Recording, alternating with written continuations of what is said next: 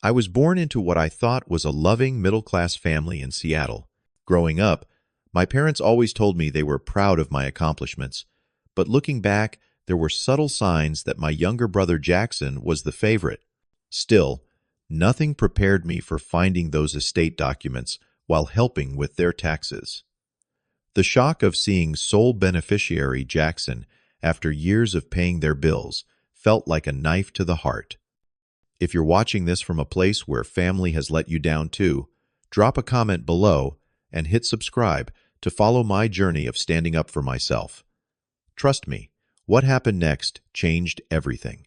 My childhood in the Pacific Northwest seemed normal on the surface. My dad, Harold, worked as a construction foreman, putting in long hours to keep a roof over our heads. Mom, Diane, taught third grade at the local elementary school, always bringing home stacks of papers to grade at the kitchen table. Our suburban home was modest but comfortable with a small backyard where we played catch on summer evenings. Jackson came along when I was 4, and from the beginning there was a subtle shift in the family dynamic. As a kid, I didn't recognize the pattern, but the signs were there. When Jackson needed new sneakers for school, they were always brand new from the store. Mine were typically hand-me-downs or discount rack specials. Mom would explain, "Your feet are still growing, Barnaby. It doesn't make sense to spend so much." But somehow that logic never applied to my brother. The same pattern emerged with our activities. I joined the science club in high school and made it to the state competition 3 years running. My parents made it to exactly one of those events, claiming work conflicts for the others. Meanwhile, they never missed a single one of Jackson's baseball games, rearranging their schedules and driving 2 hours each way for weekend tournaments. Christmas mornings told the same story. One year when I was 15, I received a refurbished laptop for schoolwork, while Jackson unwrapped the latest gaming system. When I mentioned the disparity, Mom patted my shoulder and said, "Your brother needs more encouragement with his studies. The games are educational." I knew that wasn't true, but I swallowed my disappointment, as I always did. Despite the uneven treatment, I worked hard. Throughout high school, I balanced academics with part-time jobs at the local hardware store and weekend lawn mowing gigs. I saved every penny for college applications and extra expenses I knew would come. My parents seemed proud of my independence, often telling relatives, "Barnaby has always been our responsible one." That responsibility paid off when I earned a full engineering scholarship to Washington State University. Meanwhile, Jackson struggled through community college before dropping out after 3 semesters, claiming it wasn't his scene. While I lived in cramped dorm rooms and later a shared apartment with 3 roommates pinching pennies and studying late into the night, Jackson moved back home, where Mom still did his laundry and Dad helped him land a sales job through a construction client. After graduation, I secured a position at an aerospace company in Seattle. The starting salary wasn't impressive, but the potential for growth was excellent. I lived simply, drove an old Honda, and saved aggressively. By 28, I had enough for a down payment on a small townhouse, an achievement my parents acknowledged with a casual, "That's nice, son," before immediately asking if I could help Jackson with his car payment that month since he was going through a rough patch. That request was the beginning of a pattern I didn't recognize until it was too late. Dad suffered a workplace injury when I was 30, forcing him into early retirement. Their insurance covered the immediate medical expenses, but the reduction in income hit them hard. Around the same time, Mom developed arthritis in her hands, making full-time teaching increasingly difficult. She reduced her hours, further straining their finances.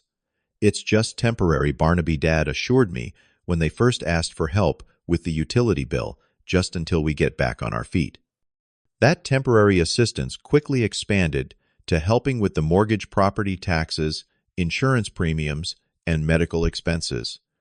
Within months, I was transferring nearly $2,000 to them every month. Jackson, meanwhile, had stabilized in his sales job selling construction equipment. He wasn't struggling, but he wasn't helping either. When I asked him about contributing to our parents' expenses, he shrugged it off. They know I'm still building my client base. Besides, you make way more than me with your fancy engineering degree. The truth was, after taxes and the money I sent to our parents, Jackson probably had more disposable income than I did. But I kept helping because they were family, and that's what family does. Or at least that's what I thought family was supposed to do.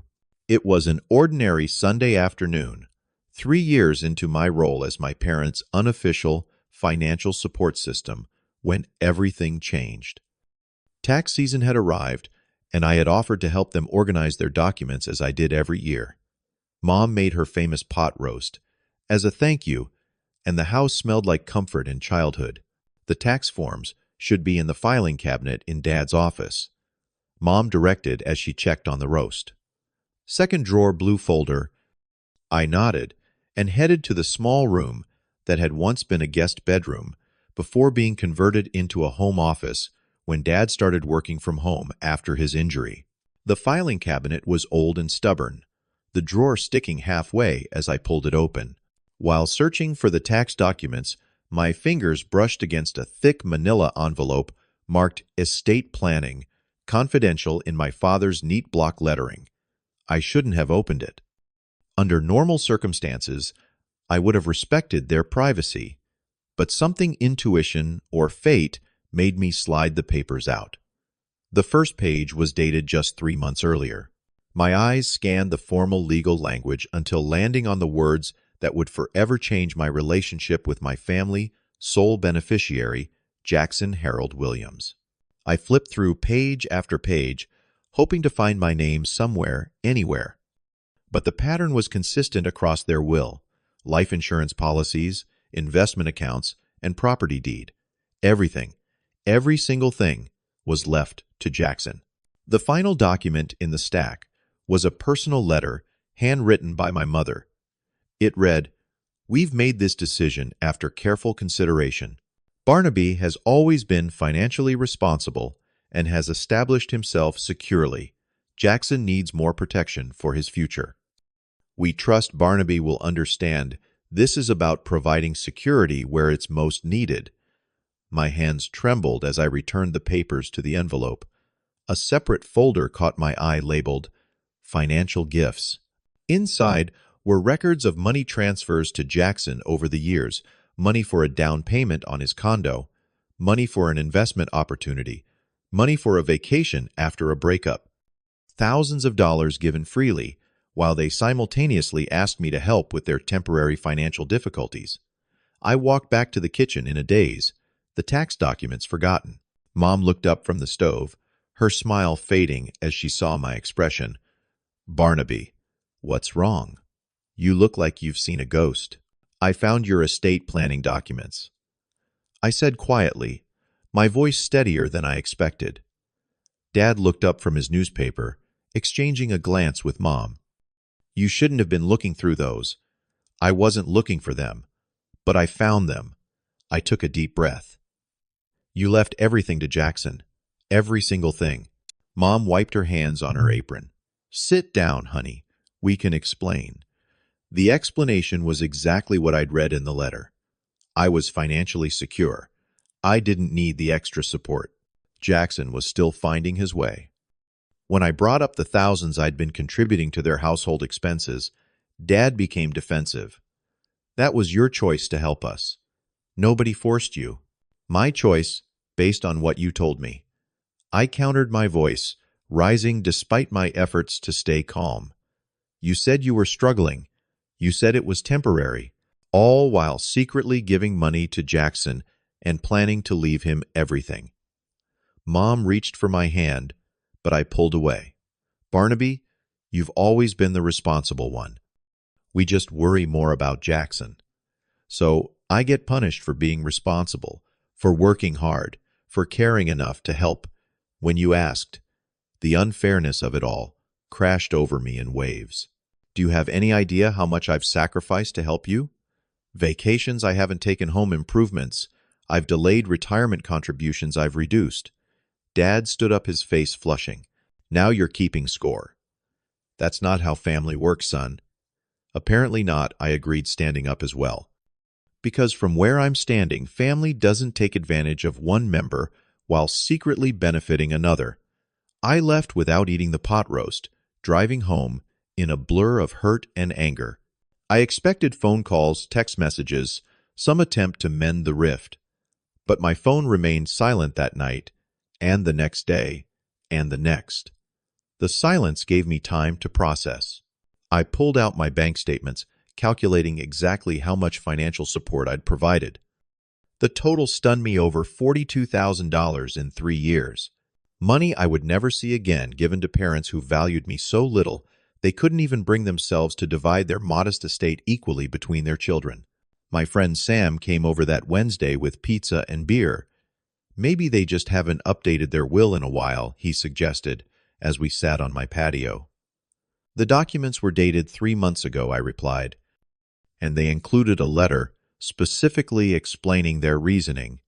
Sam whistled low. "That's cold, man. What are you going to do?"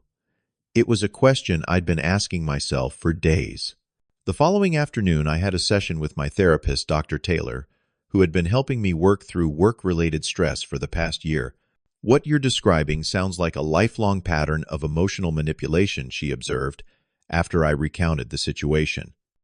"Your parents have consistently relied on your sense of responsibility and family loyalty while not extending the same consideration to you." Her words crystallized something I'd been feeling but couldn't articulate. My parents didn't see me as a son to be loved equally.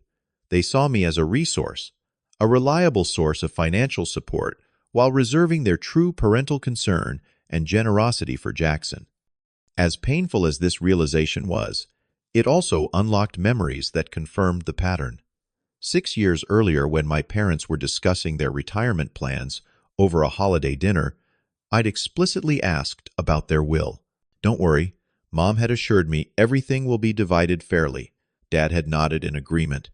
That conversation now felt like a deliberate lie. The more I reflected, the more examples surfaced. Jackson's sudden purchase of a new SUV last year, despite claiming he was too financially strapped to help our parents. His Instagram post from a Cancun vacation they had supposedly helped him partially fund as a 30th birthday present. The time I overheard Dad on the phone approving a loan to help Jackson just until his commission check comes in, using money I had provided for their property taxes, the betrayal cut deeper with each remembered incident. By the end of the week, my hurt had crystallized into resolve. I would not continue to be taken advantage of. Sunday evening, exactly 1 week after discovering the estate documents, I sat down at my computer and composed an email to my parents. I kept my language clear and unemotional, explaining that I could no longer provide financial support. I outlined the exact amounts I had contributed over the years and expressed my hurt at discovering their estate plans alongside their secret financial gifts to Jackson. "While I respect your right to distribute your assets however you choose," I wrote, "I need to make choices that respect my own financial well-being and emotional health. I hope we can eventually rebuild our relationship on more honest terms, but for now, I need some distance." I included contact information for financial assistance programs and suggested they speak with Jackson about helping with their expenses. After rereading it twice, to ensure the tone remained respectful despite my anger, I clicked send. Then I waited. 1 day passed, 2 days, 3. Not a word from either parent. On the 4th day, I received a text from Jackson Way to abandon the family when they need you. Real mature. I didn't respond. A week later, a second text arrived from Jackson. "Mom and Dad are really struggling. Hope you're happy with yourself." Again, I didn't engage. Nearly 2 weeks after sending my email, my phone lit up with a message from my mother. No greeting, no acknowledgement of my email or the issues I'd raised. Just 5 cold words. "The mortgage is due." 5 minutes later, my father's name appeared on my caller ID. I let it go to voicemail. His message was equally devoid of understanding. The power company sent a disconnect notice. We need $2,000 by Friday. The next day, calls started coming from numbers I didn't recognize. I answered one to find my mother on the line, having borrowed a neighbor's phone when I didn't pick up her calls. I calmly explained I wouldn't be discussing financial matters and ended the call. The situation escalated when my father showed up at my workplace the following Monday. I was in a meeting when the receptionist called to say someone was causing a disruption in the lobby. I excused myself to find my father red-faced and gesturing wildly to a security guard. "Sir, I've explained that if your son is in a meeting, you'll need to wait or come back later," the guard was saying. "He's avoiding us," Dad shouted, catching sight of me. "There he is. Barnaby, we need to talk right now." The humiliation of having my colleagues witness this scene hardened my resolve. I guided my father outside to avoid further spectacle and firmly told him never to come to my workplace again. "We wouldn't have to if you'd answer your damn phone," he retorted. "We're about to lose the house because of you, because of me." I kept my voice level. "I've supported you for years. The fact that you didn't plan for this possibility is not my responsibility. We're your parents. You can't just cut us off." "I'm your son," I countered. "You can't just use me as an ATM while planning to leave me nothing." He stormed off without acknowledging my point. That evening, the calls from extended family began. Aunt Linda from Oregon, Uncle Pete from California cousins. I barely spoke to, all suddenly concerned about my abandonment of my parents.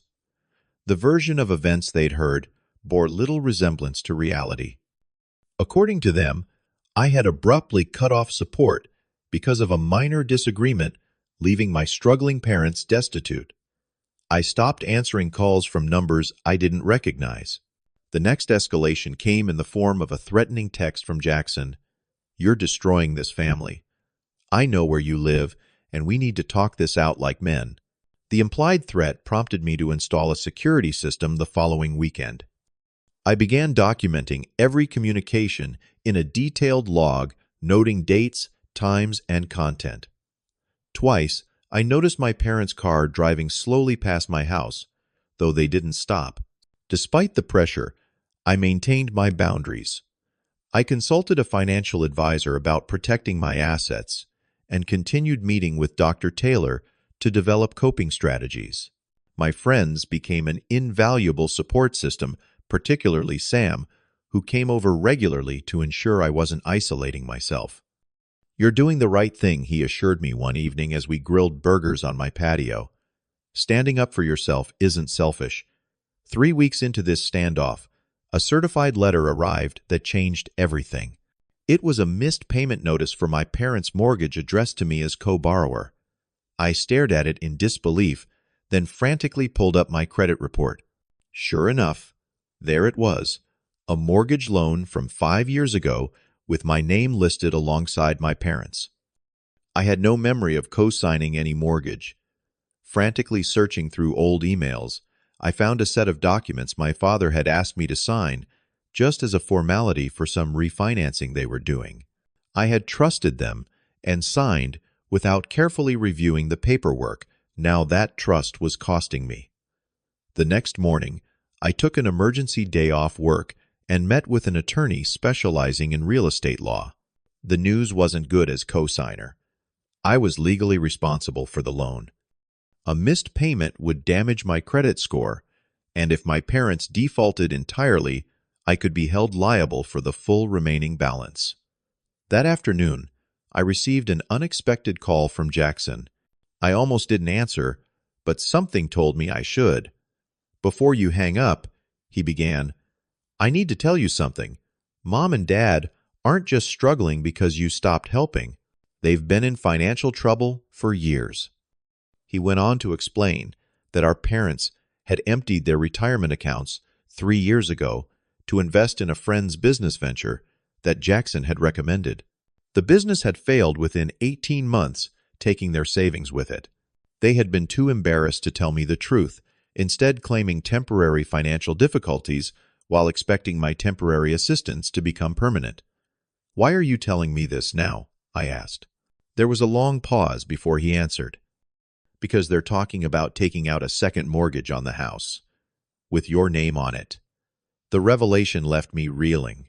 I called my attorney immediately, who advised making the current mortgage payment to protect my credit while taking legal steps to remove my name from the loan.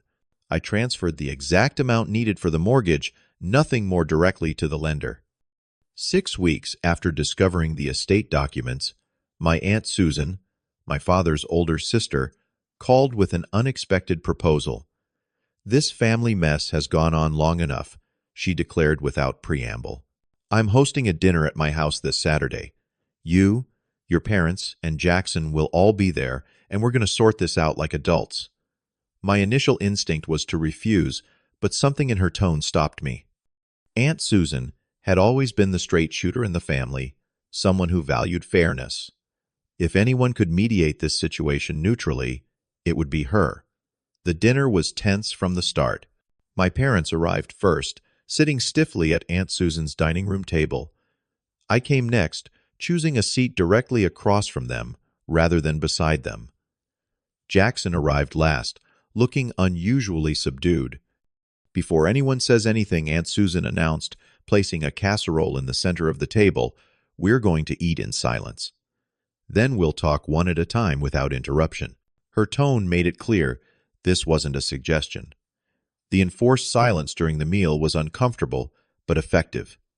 It gave me time to compose my thoughts and observe my family. Mom looked tired with new lines around her eyes. Dad seemed smaller, somehow less intimidating than when he'd confronted me at my workplace. Jackson kept his gaze fixed on his plate. After dinner, Aunt Susan cleared the dishes and returned with coffee. "Barnaby will speak first," she declared, "since he's the one who was blindsided by all this." I took a deep breath and explained everything, the years of support I'd provided, the discovery of the estate plans, the hurt of realizing I'd been taken advantage of, and finally the shock of discovering I was a co-signer on their mortgage without my knowledge. "I would have helped you if you'd been honest," I concluded, looking directly at my parents. "But you lied to me, manipulated me, and planned to leave me nothing for my trouble." My father started to interrupt, but Aunt Susan silenced him with a look. "Harold, you'll get your turn." When my father finally spoke, his usual defensiveness was gone. "We made mistakes," he admitted, his voice rough with emotion. "Big ones. We told ourselves we were just being practical, that Jackson needed more help than you. But the truth is, we took you for granted because you were always so capable." My mother wiped tears from her cheeks. "We never meant to hurt you, Barnaby. We just got so used to you being the strong one, the one who had everything together. We didn't stop to think about how unfair we were being." Jackson's confession surprised me most. "I knew what they were doing," he said, unable to meet my eyes.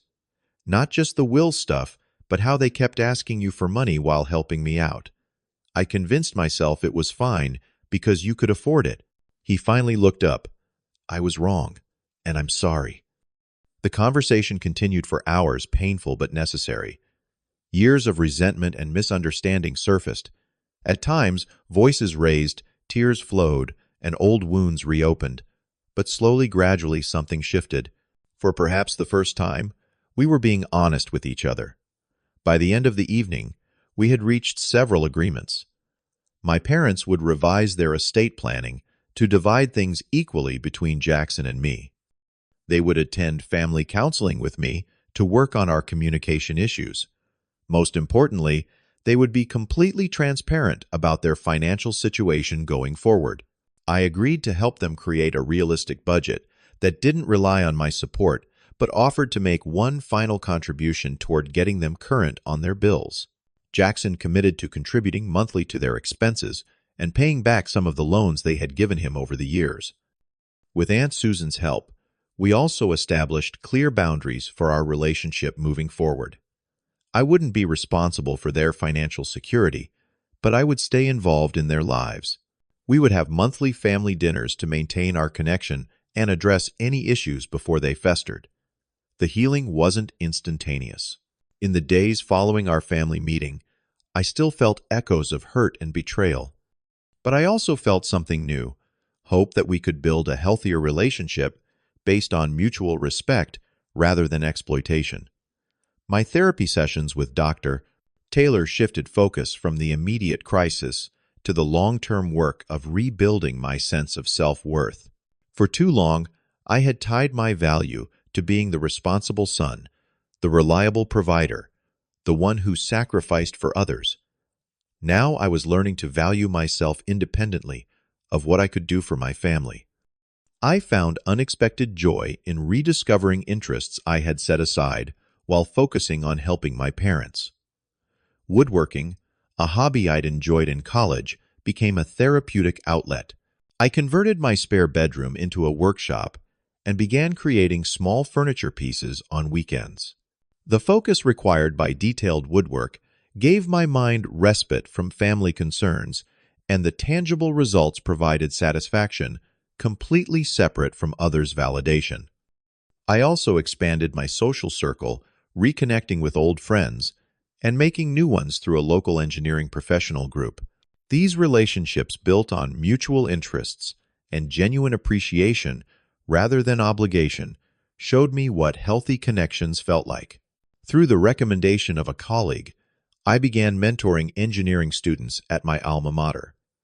The experience of supporting others' growth without being depleted myself was revelatory.